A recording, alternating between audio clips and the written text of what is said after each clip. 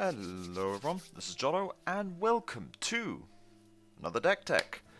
New patch, new meta, new cards. Now, I've been going back and forth on what I wanted to showcase first. I've been holding off a little bit because I kind of wanted to get a bit more of a gauge on some of the cards and also some of the metagame decisions.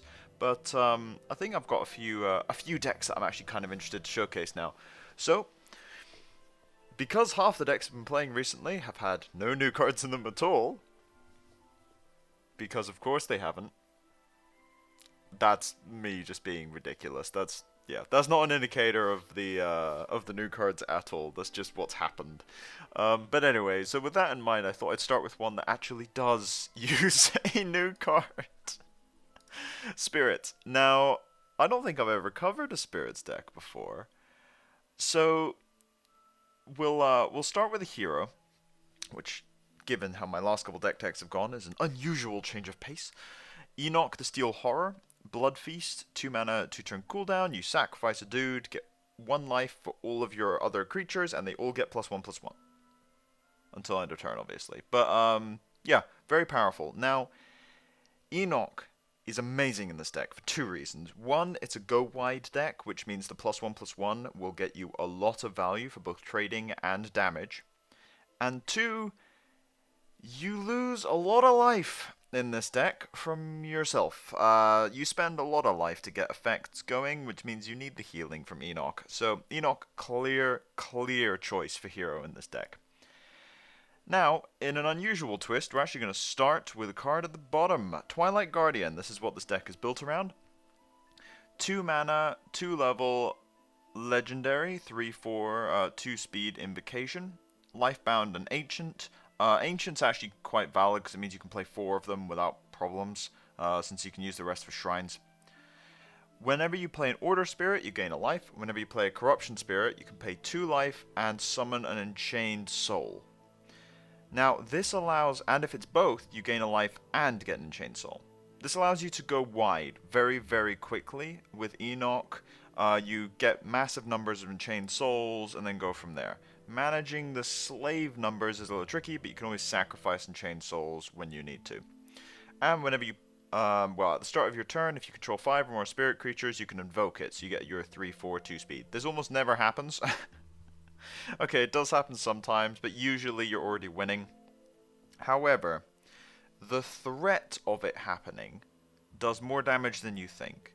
It almost never does happen, but your opponent always has to keep it in mind and use removal on your tokens. So it is a valid effect, even though it doesn't really look like it from the perspective of the person playing.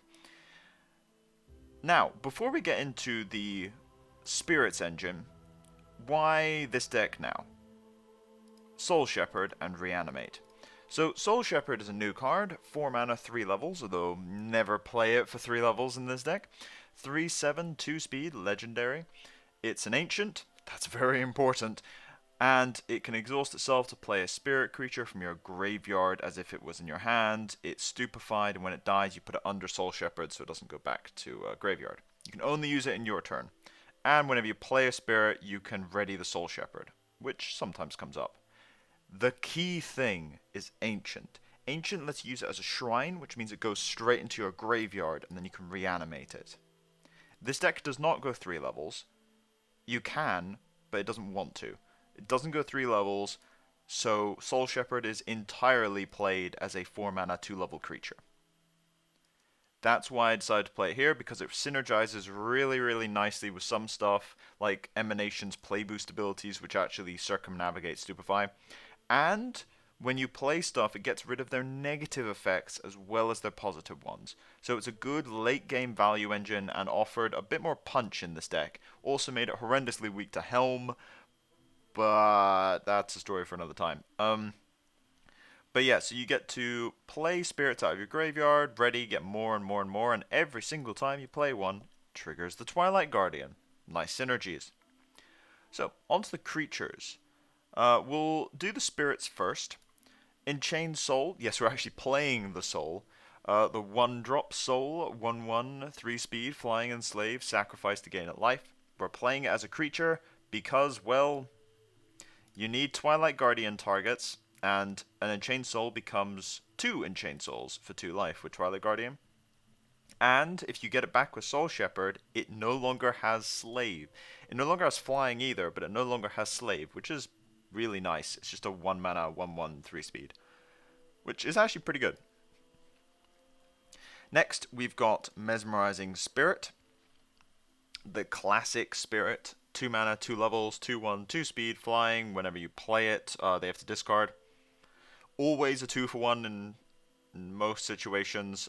Usually it requires at least some commitment to deal with being a 2/1 flyer, and it also will get you a soul a lot of the time. So very important card, very, very useful, and one of the better cards in the deck. Not very flashy though.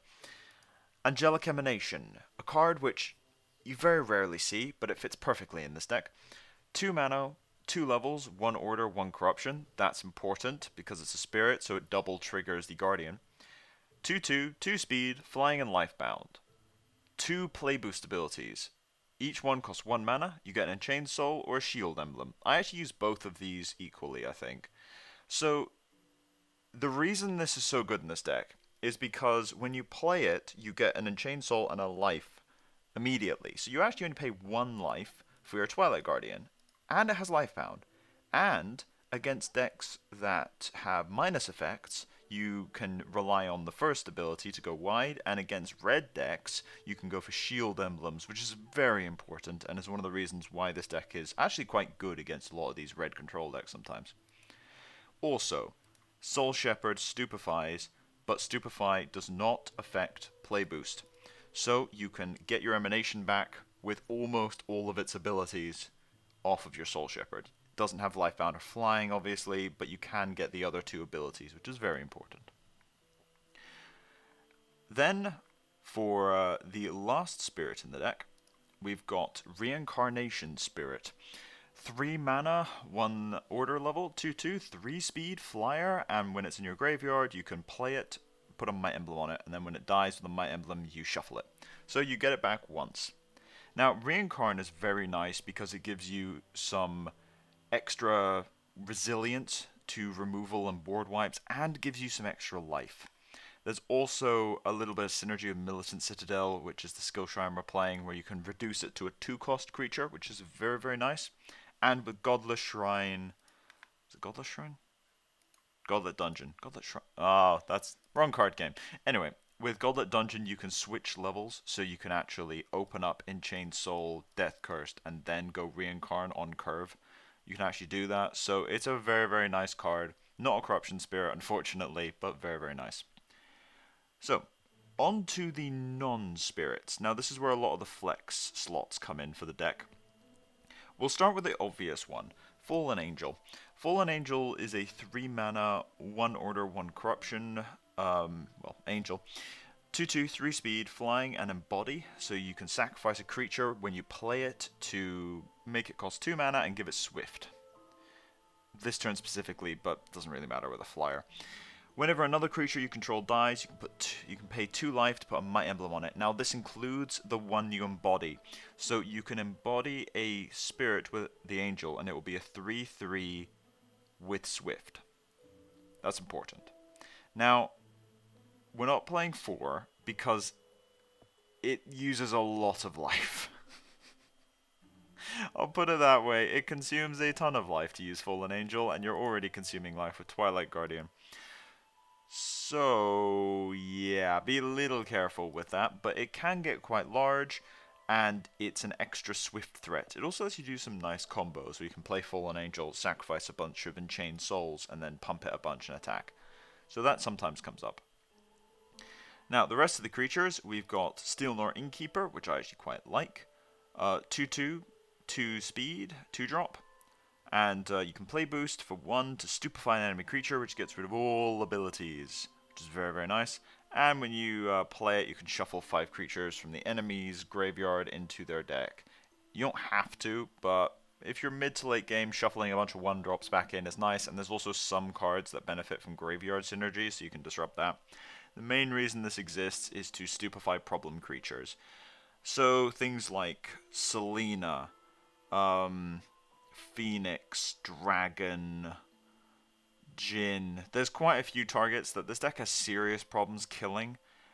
Generally, things with big stats aren't a problem. It's things that are flying and resilient and have activatable abilities. Those are the main issues, and Innkeeper kind of helps deal with a lot of those problems, especially Selena running around. Selena is quite brutal for this deck, and Innkeeper is one of the answers to it. So yeah, you can put in more of those if you're worried about Wisdom Dominion, although if you're in more of a conquest setting, then obviously you've got access to a ban. But yeah, every deck has its poor matchups. Then we've got Death Curse Shaman, the ever-present Corruption 2-drop. 1/1 2 speed. When it dies, you can choose one, either Noxious Fume something, -2/-2, or deal 2 damage to the enemy hero. Now, this is primarily used for -2/-2, but Death Curse Shaman, its main usage is Enoch. Now, Enoch with Death Curse is amazing because for 4 mana you can play Shaman, sacrifice it with the hero power, and you get a Fumes that also buffs your whole board. So it's one of the best combat breakers, and unlike Fumes, normally you don't get the big buff, so it's worth it. It's definitely worth it. I mean, you're playing both, but Shaman is amazing for that reason, and it also helps deal with 3/3s early. So one of the easier ways of dealing with a 3/3 block, Fumes it. Very, very useful utility 2-drop with some late game applications. The last creature in the deck is Companion of the Heavens. Now, this is one of the simplest cards in the game, and also one of the most underestimated. 4 mana, 2-level card, 2/2, 2 speed, flying, Valor 3. Now, Valor 3 means you can put a Might Emblem on up to 3 allied creatures, including itself. That's important.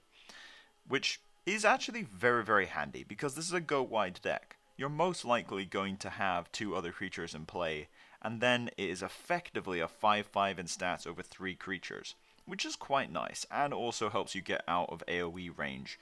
So, only playing 2, but might actually be worth playing more. I quite like Companion of Heavens.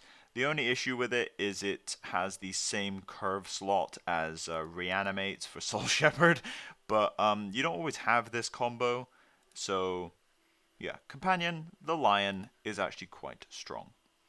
Now, the last non-shrine card in the deck is Noxious Fumes, the ubiquitous corruption removal spell. 1 mana, -2/-2, deals with early stuff, helps deal with late game stuff by messing up combat. If you Fumes a 2/3, it becomes a 0/1, so you get to attack it for free. And in general, just a very, very useful, efficient removal spell. Don't really have to say much about Fumes, and with current metagame, it's also as good as it's ever been. As for shrines, we're running 17. Now you can go to 16 because there's, 8 ancients in this deck. So you can go 16 if you want to. I think 16 with a skill shrine is potentially a bit risky, but you can go 16 if you want to and then play an extra Innkeeper or an extra Companion or tech something else. Besides that, we've got 4 Godlit Dungeon. The ability almost never comes up. This is primarily used for color fixing. It's very important for color fixing, though. And 2 Militant Citadel. Now, Militant Citadel actually has more utility than you'd expect. Obviously, it works with Reincarnation Spirit, but also makes Innkeeper cost 2 mana, even with the play boost. It's like pre-nerf Innkeeper, basically. And it works with your Shaman combos for Enoch, and Soul Shepherd as well, because you can use Militant Citadel to reduce the cost of enchained souls in your graveyard, get them back with Soul Shepherd, and then you basically got 2/2 in stats if you have a Twilight Guardian for free. So Militant Citadel is actually quite strong in this deck, and I wouldn't touch this, to be honest. I think 2 is the maximum you can play without it causing some issues, but it's very, very good. I'll put it that way. It's very, very good, and you want it in every game. Maybe not early, but you want it in every game.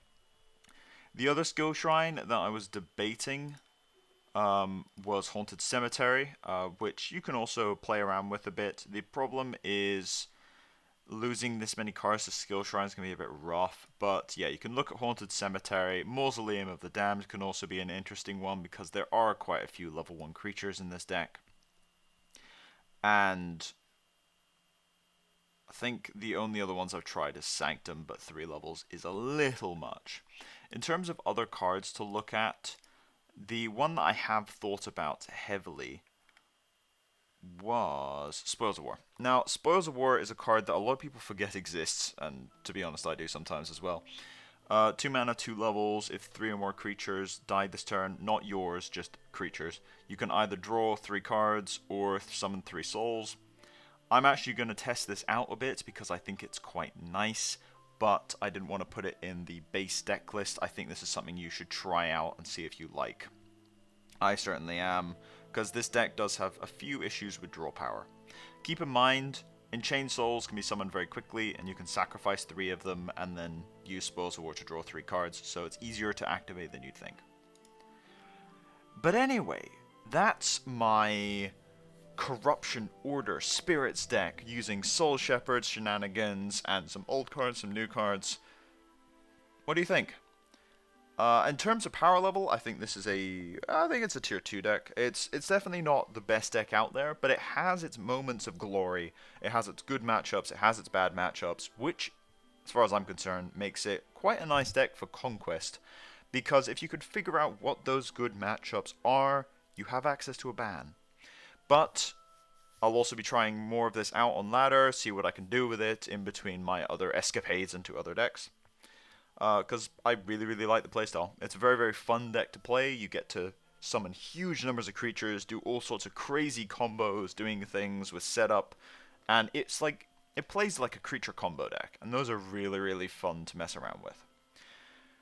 But anyway, as for now, this has been Jotto. If you like the content, please subscribe. If you have any feedback, want to ask me any questions, put it in the comment section below, or get hold of me on Discord. I'll put the deck list down in the description as usual. But as for now, it's been Jotto, signing off.